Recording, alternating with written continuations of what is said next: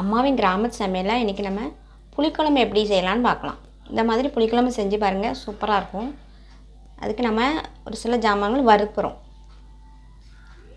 மல்லி ஒரு 4 ஸ்பூன் மல்லி, 1 ஸ்பூன் மிளகு, கொஞ்சம் காயம், ஒரு 1/4 ஸ்பூன் வெந்தயம், ஒரு 1/2 ஸ்பூன் ஜீரகம், 1 ஸ்பூன் துவரம்பருப்பு, 1 ஸ்பூன் அரிசி, 1 ஸ்பூன் உளுந்தம்பருப்பு, ஒரு 10 காஞ்ச மிளகாய்.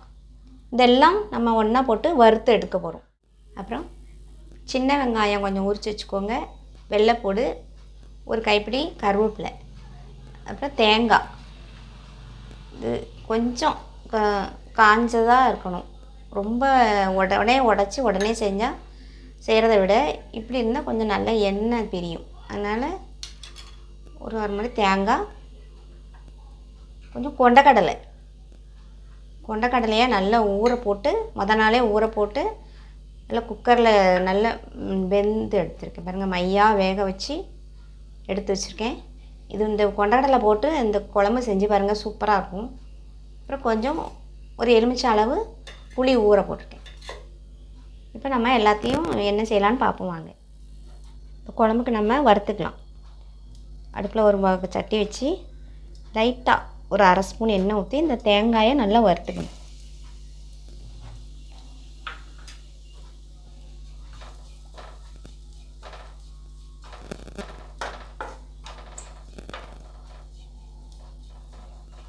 தேங்காய் நல்லா கலர் மாறணும். அடுப்பை நல்லா சிம்மில் வச்சுட்டு நல்லா வறுத்துட்டோம். இந்த மாதிரி இந்த தேங்காய் நல்லா உடனே கலர் மாறிடுச்சு பாருங்கள். நம்ம உடனே உடைச்ச தேங்காய்னா கொஞ்சம் நேரம் ஆகும் வறுக்கிறதுக்கு. இது ஆல்ரெடி கொஞ்சம் உணர்ந்த தேங்காய், அதனால் டக்குன்னு வறுத்தாச்சு. இப்போ இதை மாற்றிக்கலாம். இப்போ வறுத்த தேங்காய் ஒரு தட்டில் தட்டிட்டு அதே வானிலையில் 1 ஸ்பூன் எண்ணெய் ஊற்றிருக்கேன். இப்போ நம்ம வத்தலை வறுத்துக்கலாம்.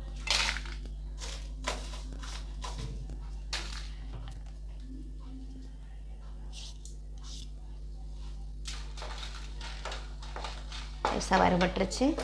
இப்போ நம்ம இது எல்லாத்தையும் ஒன்றா போட்டோம்.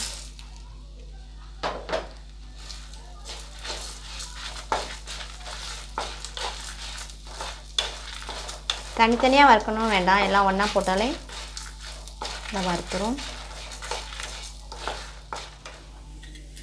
இப்போ நம்ம ஒரு பிடி கருவேப்பிலை,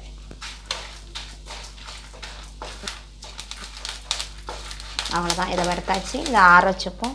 இப்போ எல்லாம் நம்ம வறுத்தது எல்லாம் ஆற வச்சாச்சு. ஆற வச்சு அதில் கொஞ்சம் 2-3 சின்ன வெங்காயம் போட்டு இதை மிக்ஸி ஜாரில் மாற்றிட்டு நல்லா தண்ணி ஊற்றி மையாக அரைச்சிடணும். இதை அப்போ அரைச்சிட்டு வந்துடலாம். வறுத்து வச்சதெல்லாம் அரைச்சிட்டு இப்போ ஒரு மண் சட்டியில் நல்லெண்ணெய் ஊற்றிருக்கேன். மண் சட்டியில் புளிக்குழம்பு வச்சு சூப்பராக இருக்கும். நல்லெண்ணெய் கொஞ்சம் தாராளமாக ஊற்றிக்கோங்க. எண்ணெய் காஞ்சோடனே சின்ன வெங்காயம் போட்டுக்கணும்.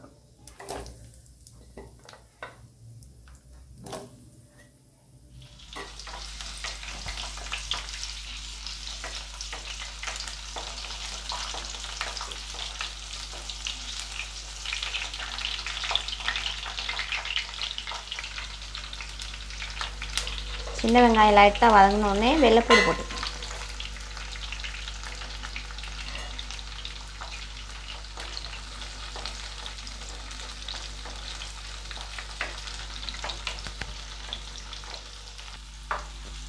வெள்ளைப்பூடும் சின்ன வெங்காயமும் கொஞ்சம் நல்லா வதங்கிட்டுருக்கு. அதில் கொஞ்சம் கருவேப்பிலை போட்டுக்கலாம்.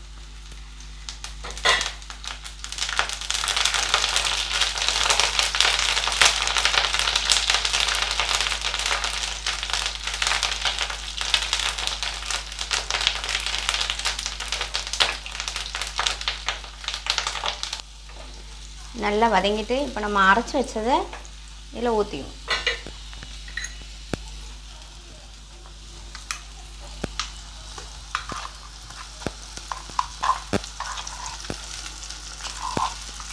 இந்த எண்ணெயில் அதை லைட்டாக வதக்கி விட்டுட்டு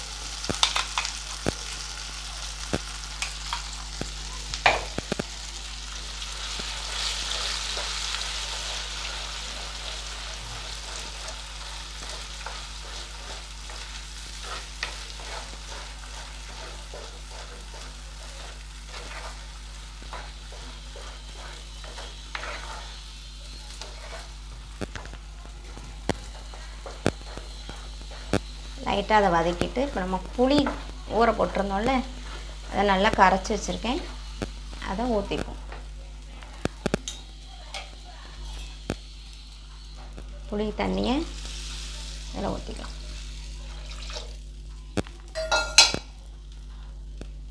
நல்லா மிக்ஸ் பண்ணி விட்ருங்க.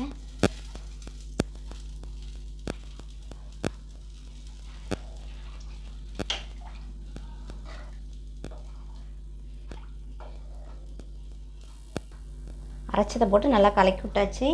இப்போ இதுக்கு தேவையான அளவு உப்பு போட்டுக்கலாம்.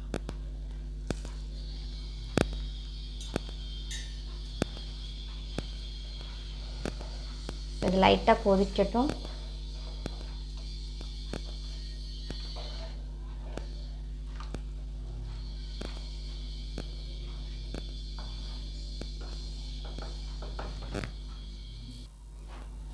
இது லைட்டாக கொதிக்க ஆரம்பிச்சிட்டு இந்த ஸ்டேஜில் நம்ம அவிச்சு வச்சுக்கோம்ல கொண்டக்கடலை, அதை போட்டுக்கலாம். நம்ம கொண்டக்கடலை தான் போடணும்னு இல்லை, நம்ம இஷ்டம்தான். கத்திரிக்காய் முருங்கைக்காய் போட்டுக்கலாம், இல்லை சுண்டை வத்தல் வறுத்து போட்டுக்கலாம்.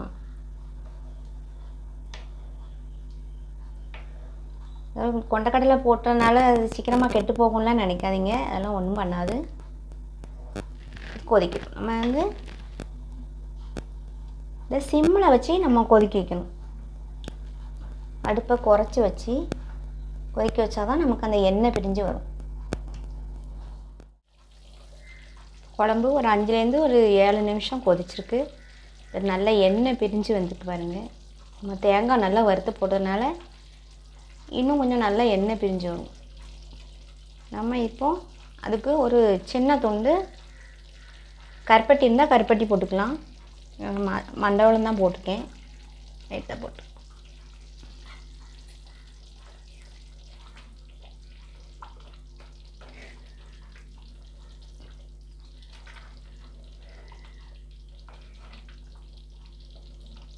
குழம்பு நல்லா வத்திடுச்சு. மண் பாத்திரம்னா இன்னும் கொஞ்சம் நம்ம அடுப்பு ஆஃப் பண்ண பிறகும் இன்னும் கொஞ்சம் நல்ல கெட்டியாயிரும். அதனால் இந்த ஸ்டேஜ் போதும் நமக்கு. இதில் தாளித்து விட்டுக்கலாம். இப்போ அடுப்பு ஆஃப் பண்ணியாச்சு. கடுகு உளுந்தம்பருப்பு, கருவேப்பிலை, ஒரு வத்தல், அதாவது நல்லெண்ணெயில் நல்லா தாளித்து இப்போ இதில் போட்டு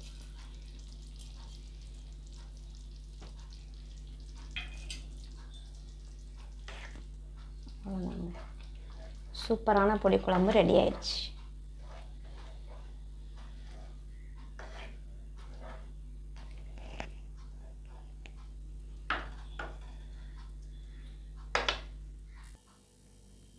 சூப்பரான கொண்டக்கடலை புளிக்குழம்பு ரெடி ஆகிட்டு, இந்த குழம்பு மண் பாத்திரத்தில் இப்படியே இதை வச்சுருந்து இன்றைக்கி விட நாளைக்கு இதை சூடுபடுத்தி அதை சாப்பிட்ணும், ரொம்ப சூப்பராக இருக்கும்.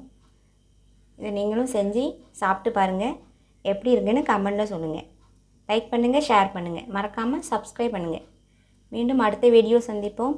பை.